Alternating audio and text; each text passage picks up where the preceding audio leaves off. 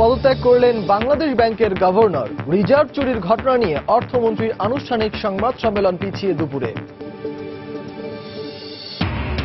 তথ্য প্রযুক্তির বিকাশ ঘটলেও আর্থিক লেনদেন সহ এ খাতের নিরাপত্তায় বড় ধরনের ঝুঁকির মধ্যে বাংলাদেশ, মত বিশেষজ্ঞদের। দক্ষ জনশক্তি গড়ে তোলার তাগিদ। বিচারাধীন মামলা নিয়ে মন্তব্যে মুক্তিযুদ্ধ বিষয়ক মন্ত্রীর আপিল বিভাগে হাজিরা, খাদ্যমন্ত্রীর সময় আবেদন মঞ্জুর। আবারও 20 মার্চ হাজিরের নির্দেশ। পণ্য কিনে প্রতিনিয়ত বিভিন্নভাবে প্রতারিত হচ্ছেন গ্রাহক, আইনের অপ্রতুল প্রয়োগই দায়ী বলছেন বিশেষজ্ঞরা। সংশোধনের উদ্যোগ সরকারের।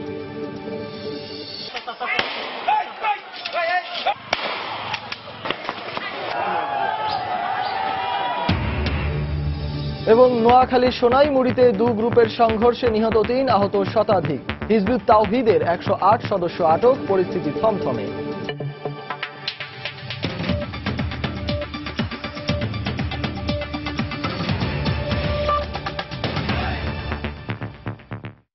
সময় সংবাদে আছি আমি সজল মিত্র রিচার্ড। পদত্যাগ করেছেন Bangladesh bank governor doctor Atiur Rahman. সকালে প্রধানমন্ত্রীর কার্যালয়ে শেখ হাসিনার সঙ্গে সাক্ষাৎ করে পদত্যাগপত্র জমা দেন তিনি। এই মুহূর্তে প্রধানমন্ত্রীর কার্যালয়ের সামনে আছেন আমাদের সহকর্মী শাহ আলী জয়। বিস্তারিত জানতে সরাসরি চলে যাচ্ছি তার কাছে। জয়। সজল, অর্থ হ্যাকিং এর ঘটনার উদ্ভূত পরিস্থিতির পরে কিন্তু আজ পদত্যাগ করলেন বাংলাদেশ ব্যাংকের গভর্নর ডক্টর আতিউর রহমান এবং আমরা জানতে পেরেছি এখন থেকে 15 মিনিট আগে কিন্তু তিনি তার পদত্যাগ পত্রটি প্রধানমন্ত্রী শেখ হাসিনার কাছে জমা দেন। এবং আপনাকে জানিয়ে রাখি যে আজ 11টা বাজার কিছু সময় আগে বাংলাদেশ ব্যাংকের গভর্নর ডক্টর আতিউর রহমান প্রধানমন্ত্রীর কার্যালয়ে প্রবেশ করেন এবং প্রধানমন্ত্রীর একটি নির্ধারিত কর্মসূচি ছিল, সেই কর্মসূচির আগে প্রধানমন্ত্রীর সঙ্গে তিনি বৈঠক করেন এবং প্রধানমন্ত্রীর কার্যালয় সূত্রে আমরা যতটুকু জানতে পেরেছি সেই বৈঠকটি এখনো চলছে এবং ইতিমধ্যে কিন্তু বাংলাদেশ ব্যাংক গভর্নররা প্রধানমন্ত্রীর হাতে তার পদত্যাগপত্রটি জমা দিয়েছেন। তো আপনি সজল, আপনি নিশ্চয়ই জানেন যে অর্থ হ্যাকিং এর ঘটনায় যখন সারা দেশে তোলপাড় চলছিল সেই মুহূর্তে কিন্তু বাংলাদেশ ব্যাংকের গভর্নর দেশে উপস্থিত ছিলেন না এবং গতকাল বিকেলে তিনি ভারতের দিল্লি থেকে ঢাকায় ফেরেন এবং ফেরার পর থেকেই কিন্তু প্রধানমন্ত্রীর সঙ্গে দেখা করে তিনি পদত্যাগপত্র জমা দেবেন এরকম একটি গুঞ্জন কিন্তু ছিল। কাল সন্ধ্যার পর থেকেই এই গুঞ্জনটি চলছিল এবং সেটি আসলে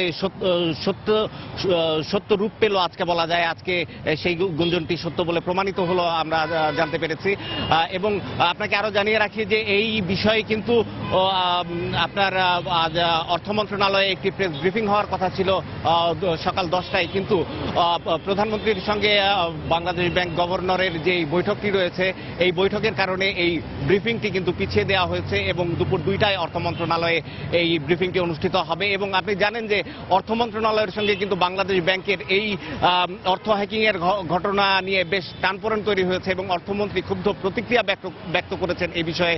কারণ এই অর্থ হ্যাকিং এর ঘটনাটি যেটি 800 কোটি টাকা বাংলাদেশ ব্যাংকের রিজার্ভ থেকে লোপাট হয়েছে, এই বিষয়টি কিন্তু আরো কয়েক মাস আগের ঘটনা হলেও কিন্তু এই বিষয়টি বাংলাদেশ ব্যাংক প্রকাশ করেছে অল্প কিছুদিন আগে এবং সেই বিষয় নিয়ে সেই ঘটনার পরিপ্রেক্ষিতেই কিন্তু বাংলাদেশ ব্যাংকের সঙ্গে অর্থ মন্ত্রণালয়ের একটি টানপোড়েন ছিল এবং ধারণা করা হচ্ছিল যে এই উদ্ভূত এই পরিস্থিতির পর হয়তো বাংলাদেশ ব্যাংকের গভর্নর পদত্যাগ করতে পারেন এবং যেটি কিছুক্ষণ আগে সেই পদত্যাগের ঘটনাটি ঘটলো। এবং এখনো পর্যন্ত কিন্তু বাংলাদেশ ব্যাংকের গভর্নর বলা যায় সাবেক গভর্নর আমরা বলতে পারি, যেহেতু তিনি পদত্যাগপত্র জমা দিয়েছেন, ডক্টর আতিউর রহমান কিন্তু এখনো প্রধানমন্ত্রীর কার্যালয়ে অবস্থান করছেন এবং তিনি বেরিয়ে আসলে তার প্রতিক্রিয়া আমরা জানার চেষ্টা করব। সজল। দর্শক, আপনারা যেমনটা শুনছিলেন আমাদের সহকর্মী শাহ আলী জয় প্রধানমন্ত্রীর কার্যালয়ের সামনে থেকে জানাচ্ছিলেন বাংলাদেশ ব্যাংকের গভর্নর বাংলাদেশ ব্যাংকের রিজার্ভ চুরির বিষয়ে প্রধানমন্ত্রী শেখ হাসিনার কাছে তার পদত্যাগপত্র জমা দিয়েছেন। এই মুহূর্তে সচিবালয়ে আছেন আমাদের সহকর্মী ইমতিয়াজ আহমেদ এবং বাংলাদেশ ব্যাংকে আছেন আমাদের সহকর্মী সানবীর রূপল। প্রথমেই আমরা চলে যাব ইমতিয়াজ আহমেদের কাছে এ ব্যাপারে বিস্তারিত জানতে। ইমতিয়াজ।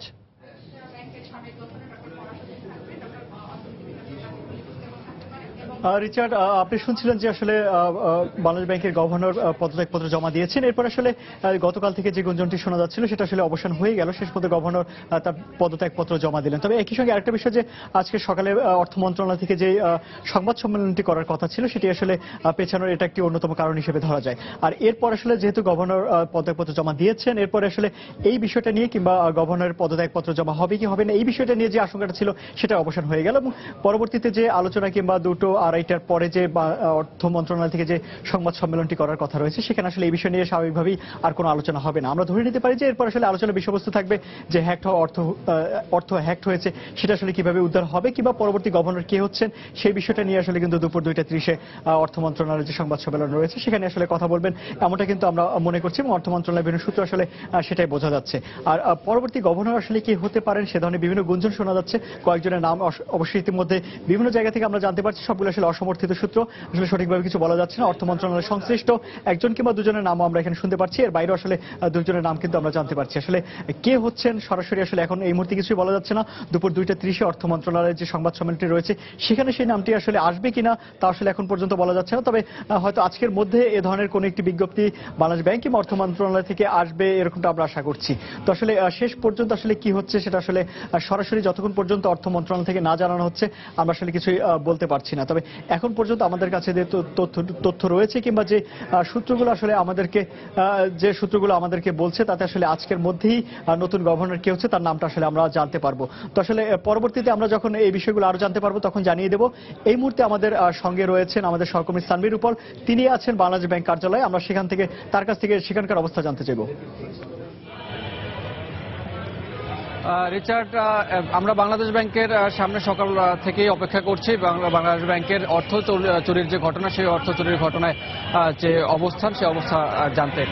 তো এখনো পর্যন্ত বাংলাদেশ ব্যাংকের গভর্নর তিনি কিন্তু আজকে অফিস করার কথা সকাল থেকেই বাংলাদেশ ব্যাংকের, তবে তিনি কিন্তু সকাল থেকে আজকে অফিসে আসেননি কারণ গতকাল বিকেলেই এই ঘটনা প্রকাশ হওয়ার পর বাংলাদেশে যখন আলোচনা সমালোচনার ঝড় বইছে তখন থেকেই কিন্তু গত বৃহস্পতিবারের পর থেকে তিনি অফিস করেননি এবং তিনি গত কয়েকদিন ধরেই ভারতে একটি সেমিনারে অংশগ্রহণ করতে গিয়েছিলেন। গতকাল বিকেলে ফেরার পরে আজ সকালবেলা অফিসে আসার কথা থাকলেও তিনি কিন্তু অফিসে আসেননি এবং যতটুকু আমরা জানতে পেরেছি তিনি তার নিজস্ব বাসভবন থেকে তিনি প্রধানমন্ত্রীর সাথে দেখা করতে প্রধানমন্ত্রীর কার্যালয়ে গিয়েছেন এবং সেখানে যতটুকু আরো জানতে পেরেছি যে তিনি পদত্যাগপত্র সঙ্গে নিয়ে গিয়েছেন এবং এই ঘটনার প্রেক্ষাপটে তিনি পদত্যাগ করার জন্য তিনি সেখানে গিয়েছেন।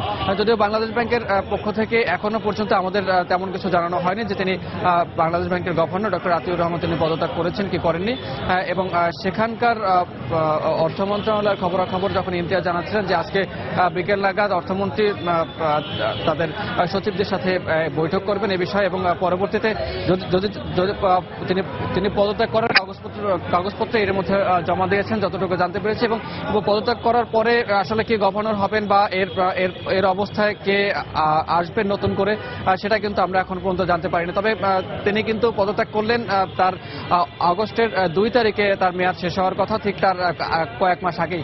ডক্টর আতিউর রহমান তিনি 2009 সালের মে মাসে বাংলাদেশ ব্যাংকের গভর্নর হিসেবে নিযুক্ত হয়েছেন এবং তারপরে প্রথম মেয়াদ শেষ হওয়ার পরবর্তীতে কিন্তু গত 2 বছর আগে তাকে আবার সরকার নতুনভাবে বর্ধিত মেয়াদে তাকে নিয়োগ দিয়েছিলেন এবং নতুন মেয়াদে নিয়োগ দেওয়ার পরে তার মেয়াদ শেষ হওয়ার মাত্র কয়েক মাস আগেই বাংলাদেশ ব্যাংকের এবং বাংলাদেশের আর্থিক প্রতিষ্ঠানগুলোর সবচেয়ে বড় চুরির ঘটনা ঘটেছে এবং বাংলাদেশ ব্যাংকের রিজার্ভ থেকে চুরির ঘটনা ঘটেছে গত ফেব্রুয়ারি মাসে। সেই ঘটনার প্রেক্ষাপটে এখনো পর্যন্ত বাংলাদেশ 200 কোটি টাকা শ্রীলঙ্কা থেকে ফেরত আনতে পেরেছে এবং বাকি যে অর্থগুলো আছে সেই অর্থগুলো ফেরত আনার প্রক্রিয়া চলছে এবং কিভাবে এই ঘটনা ঘটলো এত বড় একটি ঘটনা কিভাবে করে ঘটলো সেই ঘটনার কিন্তু এখনো পর্যন্ত কোনো কুল কিনারা করতে পারেনি সরকার। তবে এই ব্যাপারে বিভিন্ন রকমের কথা শোনা যাচ্ছে যে তবে বাংলাদেশ ব্যাংকের তবে বাংলাদেশ ব্যাংকের পক্ষ থেকে কিন্তু এরই মধ্যে বিশ্বব্যাংকের যে সাবেক প্রযুক্তি বিশেষজ্ঞ তাকে সহ বেশ কয়েকজন প্রযুক্তি বিশেষজ্ঞ এর মধ্যে নিয়োগ দেওয়া হয়েছে যে এই বিষয়টি বাংলাদেশ ব্যাংকের এই পাশের প্রান্ত থেকে তাদের সার্ভার থেকে ঘটেছে কিনা সেই ব্যাপারে কিন্তু তারা তদন্ত করছে। তো একটু আগে একটি খবর আমি জানতে পেরেছি যে বাংলাদেশ ব্যাংকের এই অর্থ চুরির বিষয়ে অর্থমন্ত্রীর যে সংবাদ সম্মেলন করার কথা ছিল সেই সংবাদ সম্মেলনটি কিন্তু এর মধ্যে পরিবর্তন করা হচ্ছে, অর্থাৎ স্থগিত করে রাখা হয়েছে। তো এখনো পর্যন্ত বাংলাদেশ ব্যাংকের এই খবরাখবর এবং বাংলাদেশ ব্যাংকের পক্ষ থেকে কোনো রকমের খবর আমরা জানতে পারলে আবার জানিয়ে দেব। তবে এখনো পর্যন্ত বাংলাদেশ ব্যাংকের গভর্নর ডক্টর আতিউর রহমান তিনি পদত্যাগ পত্রটি জমা দিয়েছেন, সেটি সর্বশেষ কথা। এবং বাংলাদেশ ব্যাংকের গভর্নর ডক্টর আতিউর রহমানের পরবর্তীতে গভর্নর কাকে নিয়োগ দেওয়া হবে এবং পরবর্তীতে এই ঘটনার প্রেক্ষাপটে সরকারের অবস্থানকে সেই অবস্থান হয়তো আনুষ্ঠানিকভাবে জানানো হবে। তো গতকালকেও বাংলাদেশ ব্যাংকের পক্ষ থেকে গভর্নরের সাথে আলাপ আলোচনা করার পরে তারপরে ব্রিফিং করার কথা। তবে আজকে এখনো পর্যন্ত বাংলাদেশ ব্যাংকের পক্ষ থেকে তাদের কোনো মুখপাত্র আমাদের সামনে কথা বলতে রাজি হননি বা কথা বলেননি এখনো পর্যন্ত। তো এখনো বাংলাদেশ ব্যাংকের গভর্নর যখন 2009 সালে যোগদান করেছিলেন বাংলাদেশ ব্যাংকে, তার পরবর্তীতে 5 বছরে কিন্তু বিভিন্ন রকমের নতুন নতুন পদক্ষেপ কিন্তু আমরা নিতে দেখেছি এবং বাংলাদেশ ব্যাংকের গভর্নর ডক্টর আতিউর রহমান তার এই মেয়াদের আগে। দর্শক, আপনারা যেমনটা দেখছিলেন এবং শুনছিলেন, ইমতিয়াজ আহমেদ আমাদের সহকর্মী সচিবালয় থেকে জানাচ্ছিলেন যে এর পরবর্তীতে আসলে গভর্নরের দায়িত্বে কে আসতে পারেন সে বিষয়ে একটা গুঞ্জন রয়েছে এবং পাশাপাশি বাংলাদেশ ব্যাংক যে কার্যালয় রয়েছে সেখান থেকে আমাদের সহকর্মী সানবীর রূপল আমাদেরকে জানাচ্ছিলেন আজকে কিন্তু বাংলাদেশ ব্যাংকের governor doctor Atiur Rahman office করেননি, তিনি পদত্যাগপত্র জমা দিয়েছেন প্রধানমন্ত্রীর কাছে। পরবর্তীতে আমরা এই বিষয়টিও নিশ্চিত হয়েছি যে আজ দুপুরে অর্থ মন্ত্রণালয়ে যে সাংবাদিক সম্মেলনটি হওয়ার কথা ছিল, প্রেস ব্রিফিংটি হওয়ার কথা ছিল, সেটি কিন্তু বাতিল করা হয়েছে।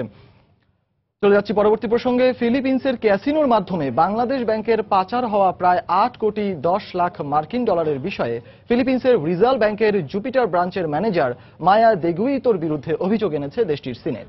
এ বিষয়ে সিনেটের শুনানি হবে আজ। সিনেটে ব্যাংকের সব কর্মকর্তাদের উপস্থিত থাকতে বলা হয়েছে। সিনেটের তদন্ত প্রতিবেদনে আরও জানা গেছে অর্থ হ্যাকিং এর সময় অর্থাৎ 5 থেকে 9 ফেব্রুয়ারি রিজার্ভ ব্যাংকের সবগুলো ক্লোজ সার্কিট ক্যামেরা ভাঙা অবস্থায় ছিল, যার ফলে রহস্য ঘনীভূত হয়েছে। এছাড়া বাংলাদেশ ব্যাংকের পক্ষ থেকে ঘটনা জানার পর গত 8 ফেব্রুয়ারি ওই 4 অ্যাকাউন্টে অর্থ স্থানান্তর বন্ধে রিজার্ভ ব্যাংকে অনুরোধ করার বিষয়টিও তদন্তে উঠে এসেছে। কিন্তু চীনের নতুন বর্ষ উপলক্ষে ওই দিন ছুটি থাকায় বিষয়টিকে আমলে নেয়নি সংশ্লিষ্ট কর্তৃপক্ষ।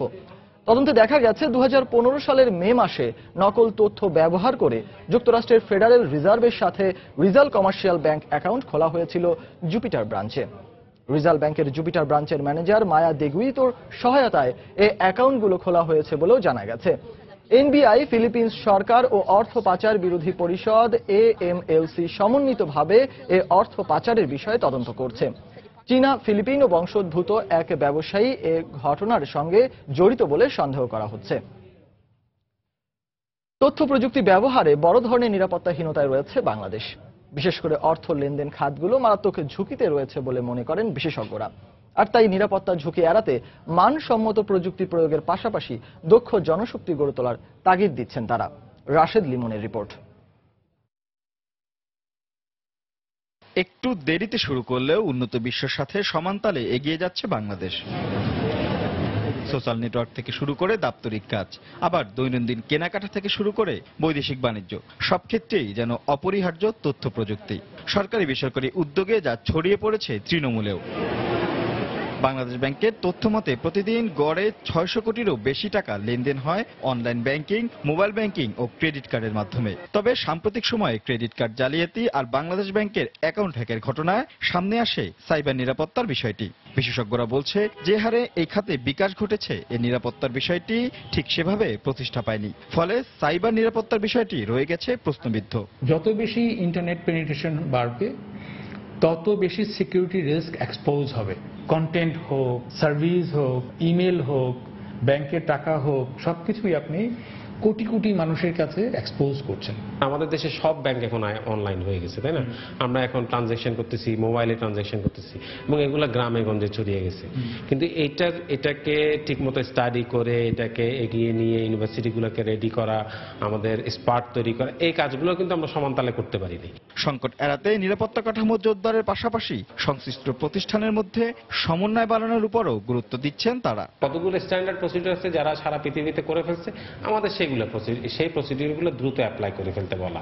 কিন্তু একটা জিনিস ভুলে যাওয়া যাবে না, সেটা হচ্ছে আমাদের অনেক এক্সপার্ট লাগবে। যেগুলো সেন্সিটিভ ইনফরমেশন বা সেন্সিটিভ সার্ভিস সেগুলোর একটা জায়গায় ভালো অবস্থায় একটা প্রোটেক্টেড জায়গায় রাখাটা আমি মনে করি ওয়াইজ। এগুলো একটা কোঅর্ডিনেটেড ওয়েতে যদি আমরা একটা জায়গায় নিয়ে আসতে পারি, তাহলে এই সাময়িক হিকাপগুলো হবে না। অন্যথায় তথ্য প্রযুক্তি ব্যবহারের ক্ষেত্রে মানুষের আস্থা হারানোর আশঙ্কা তাদের। ব্যক্তি থেকে প্রতিষ্ঠান প্রতিটি পর্যায়ে প্রতিনিয়তই বাড়ছে তথ্য প্রযুক্তির ব্যবহার, সেই সাথে বাড়ছে ব্যবহারের ঝুঁকিও। আর তাই কেবলমাত্র সাইবার সিকিউরিটি নয়, ব্যবহারের প্রতিটি ক্ষেত্রে সচেতনতা বৃদ্ধিরও তাগিদ দিচ্ছেন বিশেষজ্ঞরা। রাশেদ লিমন, সময় সংবাদ, ঢাকা। আদালত অবমাননার বিষয়ে মুক্তিযুদ্ধ বিষয়ক মন্ত্রী মোজাম্মেল হক আপিল বিভাগে হাজিরা দিয়েছেন। এদিকে খাদ্যমন্ত্রী অ্যাডভোকেট কামরুল ইসলামের সময় আবেদন মঞ্জুর করেছেন উচ্চ আদালত। শুনানি শেষে তাদের দুজনকেই আগামী 20 মার্চ আবারও আদালতে হাজিরের নির্দেশ দেওয়া হয়েছে। সকালে প্রধান বিচারপতি এস.কে. সিনহার নেতৃত্বে আপিল বিভাগের 9 সদস্যের পূর্ণাঙ্গ বেঞ্চ এ আদেশ দেন। এর আগে সশরীরে আদালতে হাজির হন মুক্তিযুদ্ধ বিষয়ক মন্ত্রী। দেশের বাইরে অবস্থান করায় খাদ্যমন্ত্রী আইনজীবীর মাধ্যমে সময় আবেদন করেন। দুই মন্ত্রীর পক্ষে আদালতে উপস্থিত ছিলেন ব্যারিস্টার রফিকুল হক, ইউসুফ হোসেন হুমায়ুন, আব্দুল বাসেত মজুমদার, ব্যারিস্টার সৈয়দ মামুন মাহবুব, অ্যাডভোকেট আবুল হোসেন, অ্যাডভোকেট আজমত আলী খান সহ শতাধিক আইনজীবী। যুদ্ধ অপরাধী মীর কাসেম আলীর মামলার রায় নিয়ে সংশয় এবং প্রধান বিচারপতি সম্পর্কে মন্তব্য করায় গত 8 মার্চ খাদ্যমন্ত্রী এবং মুক্তিযুদ্ধ বিষয়ক মন্ত্রীকে আদালতে হাজির হওয়ার নির্দেশ দিয়েছিলেন আপিল বিভাগ। উনি দেশের বাইরে থাকাতে ওনার ব্যাপারে আমরা আনকন্ডিশনাল অ্যাপোলজি, নিঃশর্ত ক্ষমা আমরা চেয়েছি। কোর্ট আমাদের কথা শুনেছে। আর জনাব মোজাম্মেল সাহেব উনি সশরীরে কোর্টে উপস্থিত হয়েছিলেন এবং উনিও সেই নিঃশর্ত ক্ষমা চেয়েছেন। তাই কোর্ট ওইটাকে এই দুটাই অ্যাপ্লিকেশনেই একসঙ্গে শুনানির জন্য আগামী 20 তারিখে ধার্য করেছেন। সময় সংবাদে আরো থাকছে, ইউপি নির্বাচনকে ঘিরে সিরাজগঞ্জের পাড়া মহল্লা এখন সরগরম প্রার্থীদের প্রচারণায়। ভোটাররা বলছেন নির্বাচিত করবেন যোগ্য প্রার্থীকেই।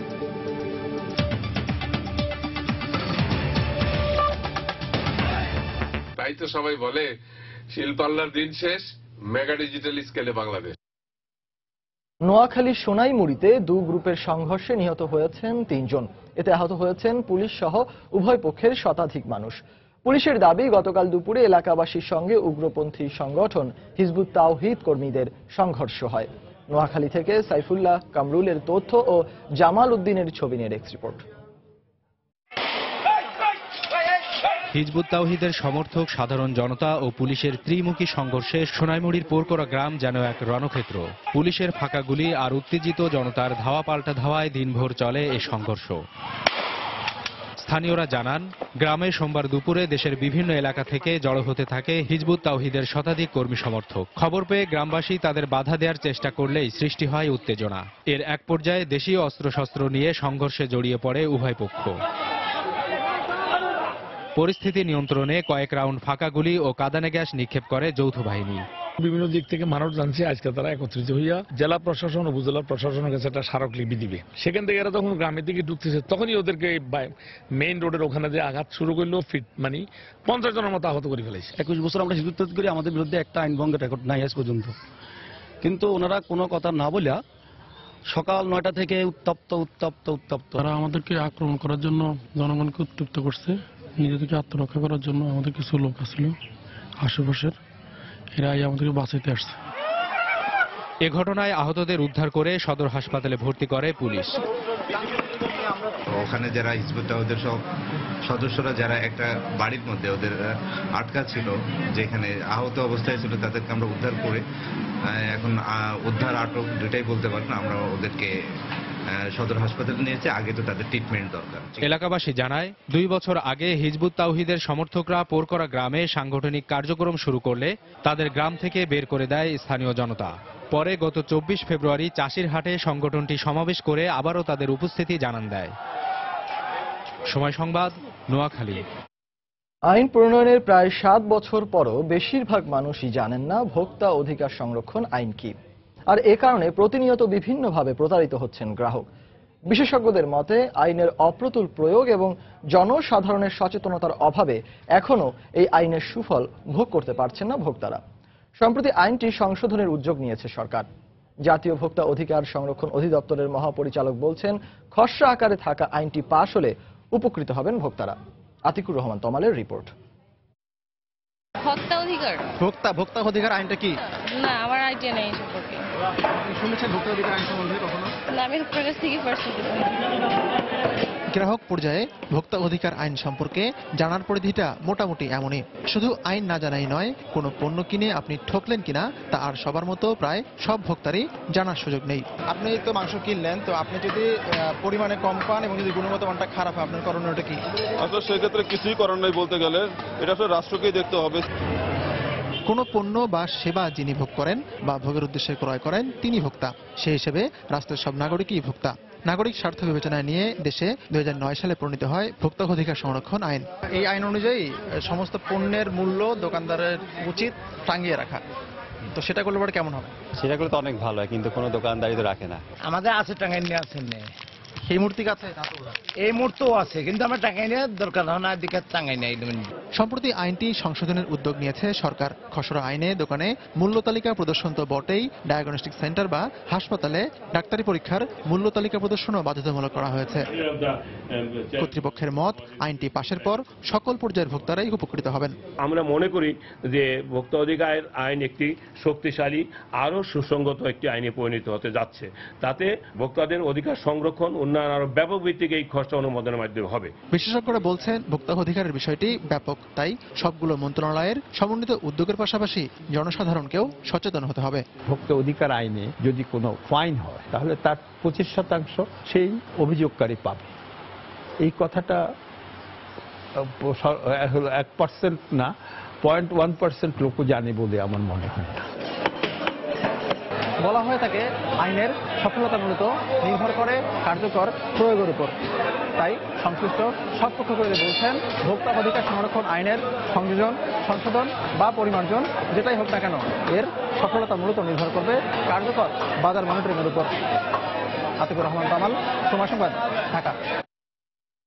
সময় সংবাদে আরো থাকছে, সার কীটনাশক সংকট না থাকায় এবার রংপুর অঞ্চলে আলুর বাম্পার ফলন, দামও ভালো হওয়ায় স্বস্তিতে কৃষকরা।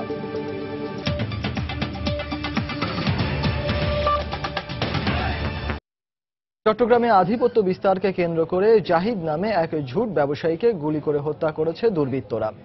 সোমবার মধ্যরাতে নগরীর সদরঘাট এলাকায় এ ঘটনা ঘটে। পুলিশ জানায়, ইয়াবা এবং গার্মেন্টসের ঝুট ব্যবসায় আধিপত্য বিস্তারকে কেন্দ্র করে আনিস গ্রুপ ও রয়্যাল গ্রুপের মাঝে কয়েকদিন ধরেই বিরোধ চলছিল।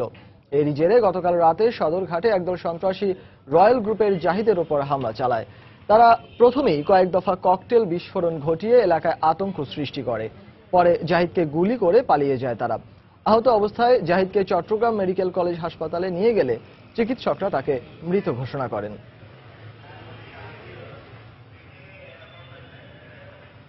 এই 50-60 জন যাইয়া এই মুগরা অবস্থা বাঁধে তো এখানে যাই এইগুলো মারছে আমার ভাই। ইয়াবা ব্যবসা নিয়ে বিরোধ হয়েছে, হওয়ার কারণে ওনাকে হত্যা করা হয়েছে গতকাল রাত 12:20 আনিস গ্রুপ এবং রয়্যাল গ্রুপ এলাকায় আধিপত্য বিস্তারকে কেন্দ্র করে এই ঘটনার ঘটেছে এবং এতে রয়্যাল গ্রুপের জাহেদ নামে ব্যক্তি নিহত হয়েছে।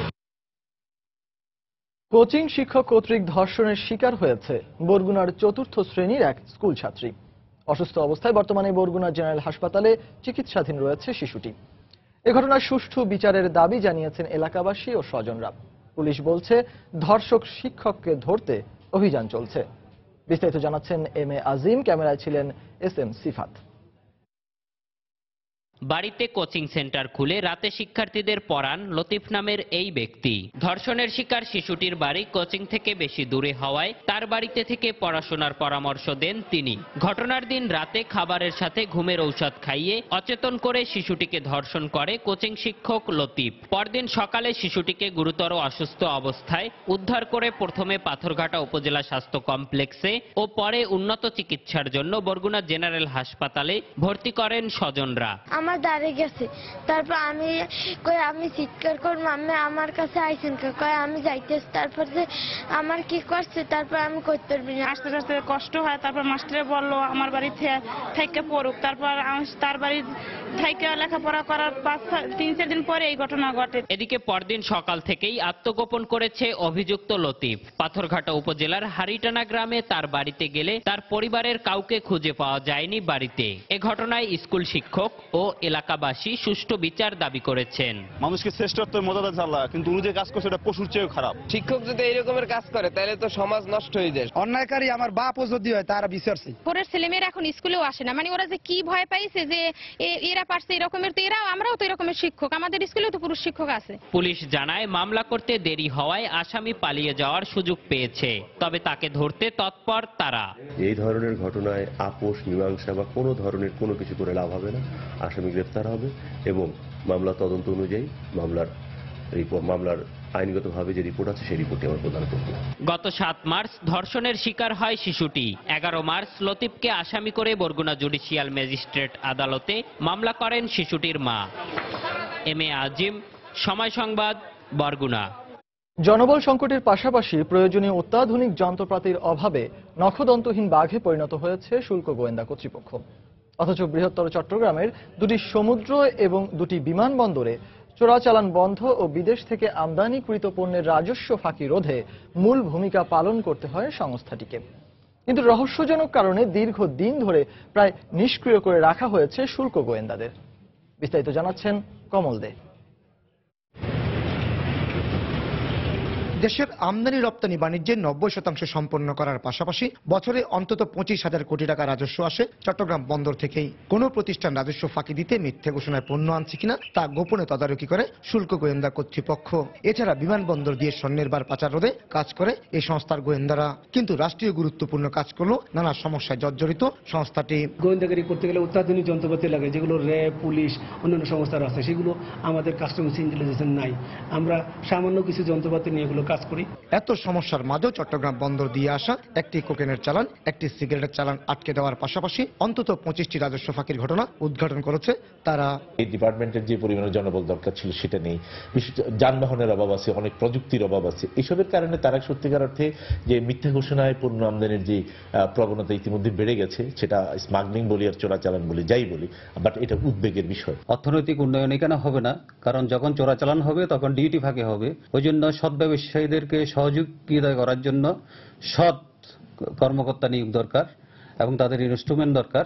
চট্টগ্রাম বন্দর ছাড়াও বিমানবন্দর এবং কক্সবাজার টেকনাফ নদীবন্দরের শুল্ক গোয়েন্দাদের কর্মপরিধির মধ্যে রয়েছে। অথচ প্রশাসনিক দীর্ঘসূত্রিতা এবং নানা জটিলতার কারণে অত্যাধুনিক যন্ত্রপাতিও সংগ্রহ করতে পারছে না সংস্থাটি। একটা নতুন ইনস্ট্রুমেন্ট আসে, সাথে সাথে তো পাঠানো যায় না। এগুলো পাঠালে অ্যাপ্রুভ হয়ে আসতে অনেক সময় লাগে। আমরা চেষ্টা করে যাচ্ছি, আশা করি আমাদের এগুলো হয়ে যাবে। সন্দেহভাজন ব্যক্তিদের চিহ্নিত করার জন্য মোবাইল ট্র্যাকার, কনভারসেশন ট্র্যাকার কিংবা অত্যাধুনিক স্ক্যানার মেশিনের প্রয়োজন থাকলেও সংস্থাটির কোনো কিছুই নেই। এমনকি অভিযান চালানোর জন্য পর্যাপ্ত যানবাহন পর্যন্ত নেই। কমল দে, সময় সংবাদ, চট্টগ্রাম।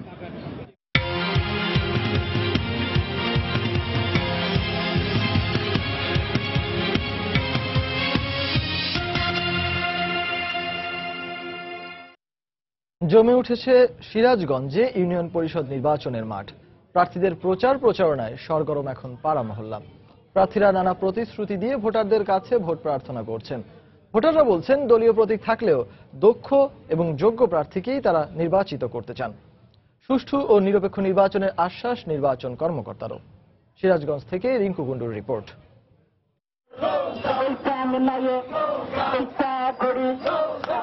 সিরাজগঞ্জের রায়গঞ্জ উপজেলার 9টি ইউনিয়ন জুড়ে সর্বত্র এখন বইছে নির্বাচনী হাওয়া। প্রতীক বরাদ্দর পর থেকেই প্রার্থীরা জোরে সোরে নির্বাচনী প্রচারণায় নেমে পড়েছেন।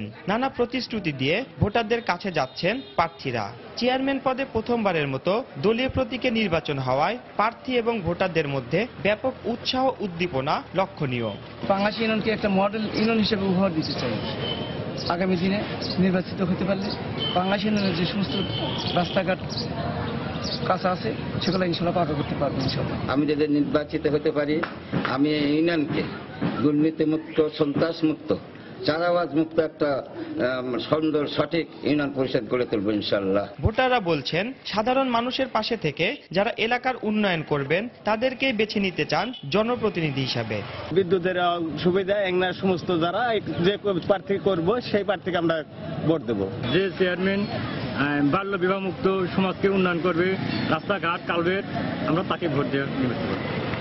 নির্বাচন সুষ্ঠু এবং নিরপেক্ষ করতে নানা পদক্ষেপ নেওয়ার কথা জানালেন এই কর্মকর্তা। ইতিমধ্যেই ইউনিয়ন পর্যায়ে ম্যাজিস্ট্রেট নিয়োগ হয়েছে। কোনো প্রার্থী বা চেয়ারম্যান, মেম্বার বা সংরক্ষিত আসনের সদস্য কোনো আচরণবিধি লঙ্ঘন করলে তার বিরুদ্ধে সুস্পষ্ট সুনির্দিষ্ট অভিযোগ দায়ের করা হবে এবং তাকে আইনের আওতায় নিয়ে আসা হবে। 9টি ইউনিয়নে 40 জন চেয়ারম্যান প্রার্থী, সাধারণ মেম্বার পদে 371 জন এবং সংরক্ষিত আসনে 118 জন প্রার্থী প্রতিদ্বন্দ্বিতা করছেন। আর মোট ভোটার 2,11,000। রিঙ্কু কুন্ডু, সময় সংবাদ, সিরাজগঞ্জ। দেশের বাইরের খবর। মিয়ানমারে 50 বছরে এই প্রথম গণতান্ত্রিকভাবে বেসামরিক ব্যক্তি হিসেবে দেশটির প্রেসিডেন্ট নির্বাচিত হয়েছেন সূচির ঘনিষ্ঠ জন হিসেবে পরিচিত এনএলডির নেতা তিন কিয়াও। এর আগে সকাল থেকেই দেশটির পার্লামেন্টে ভোটাভুটি চলে। নতুন প্রেসিডেন্ট পদের জন্য প্রতিদ্বন্দ্বিতা করেন পার্লামেন্টের নিম্ন কক্ষ থেকে এনএলডির পক্ষে তিন কিয়াও, উচ্চ কক্ষ থেকে দলটির সংসদ সদস্য হেনরি ভান থিও এবং সামরিক বাহিনী মনোনীত মিন্টো সুই। তবে পার্লামেন্টের দুপক্ষেই এনএলডির সংখ্যাগরিষ্ঠতা থাকায় সূচির ঘনিষ্ঠ জন কিয়াওয়ের জয়ের বিষয়টি অনেকটা নিশ্চিত ছিল বলে জানায় স্থানীয় গণমাধ্যম। নবনির্বাচিত প্রেসিডেন্ট তিন কিয়াও 1 এপ্রিল থেকে কার্যদিবস শুরু করবেন। গত বছরের নভেম্বরে অনুষ্ঠিত মিয়ানমারের সাধারণ নির্বাচনে অং সান সুচির দল ব্যাপক সংখ্যাগরিষ্ঠতা অর্জন করলেও সেনাবাহিনী প্রবর্তিত সংবিধানের কারণে প্রেসিডেন্ট হতে পারছেন না তিনি।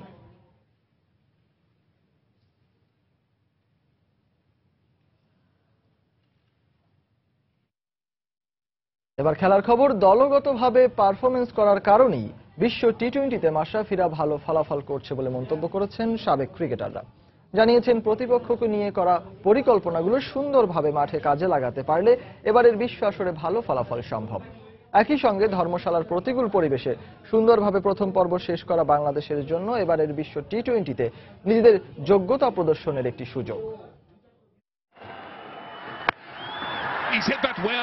এশিয়া কাপে রানার্স আপ টিম বাংলাদেশ এখন বিশ্বকাপ মঞ্চে, যেখানে প্রথম পর্বে মাশরাফিরা দিয়েছে তাদের যোগ্যতার প্রমাণ। কিন্তু সুপার 10-এ টাইগারদের প্রতিপক্ষ বিশ্ব ক্রিকেটের 4 পরাশক্তি। তাই প্রশ্ন সামনে, সুপার 10-এ কেমন হবে টাইগারদের পারফরমেন্স?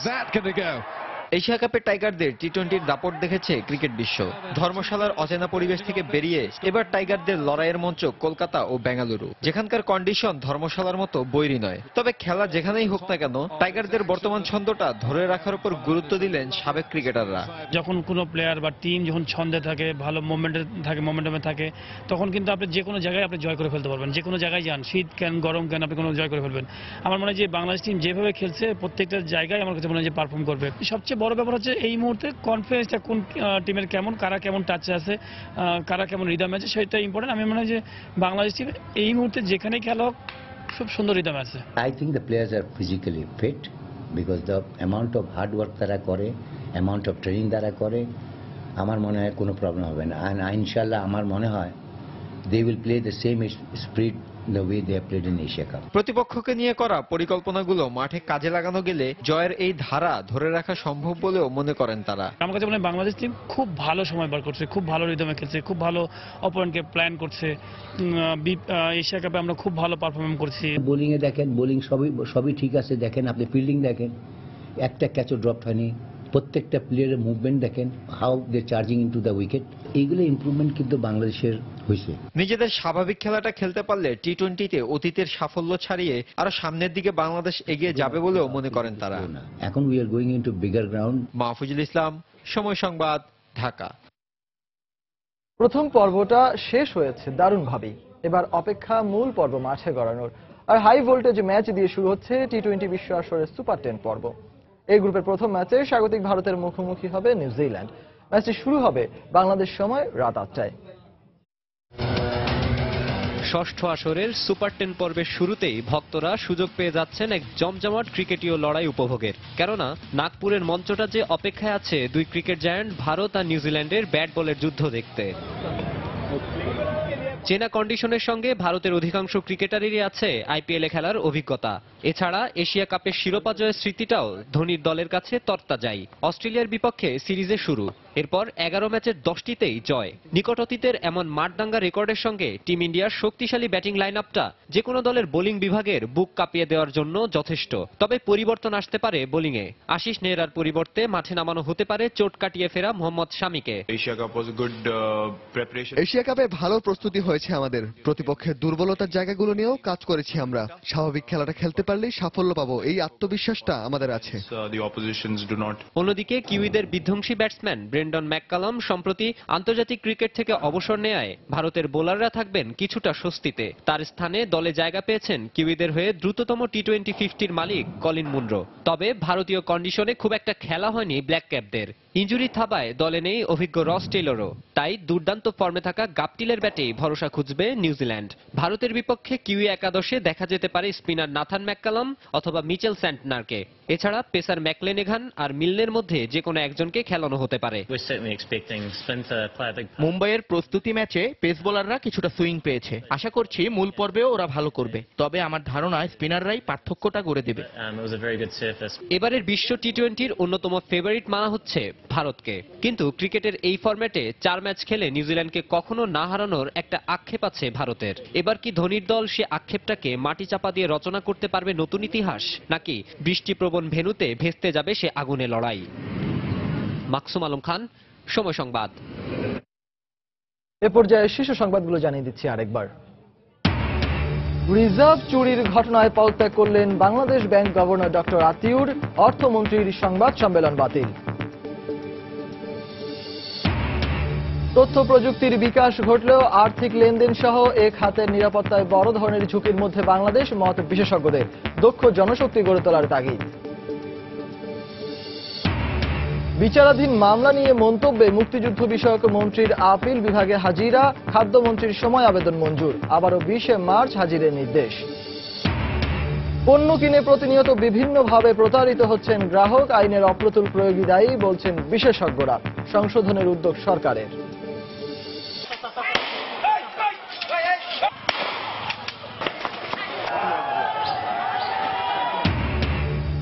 এবং নোয়াখালী সোনাইমুড়িতে 2 গ্রুপের সংঘর্ষে নিহত 3, আহত শতাধিক। হিজবুত তাওহিদের 108 সদস্য আটক। পরিস্থিতি থমথমে। এই ছিল এখনকার মতো। যে কোনো খবর পেতে ভিজিট করুন সময়নিউজ.tv। যে কোনো বাংলা লিংক, রবি ও সিরিসেল নম্বর থেকে সময় সংবাদের খবর, অনুষ্ঠান সম্পর্কে জানতে এবং যে কোনো তথ্য সময় সংবাদকে জানাতে ডায়াল করুন 16242 নম্বরে। এছাড়া এইমাত্র পাওয়া খবর আপনার মোবাইলে পেতে SMS করুন *SN লিখে পাঠিয়ে দিন 16242 নম্বরে। সঙ্গে থাকুন সময়ের।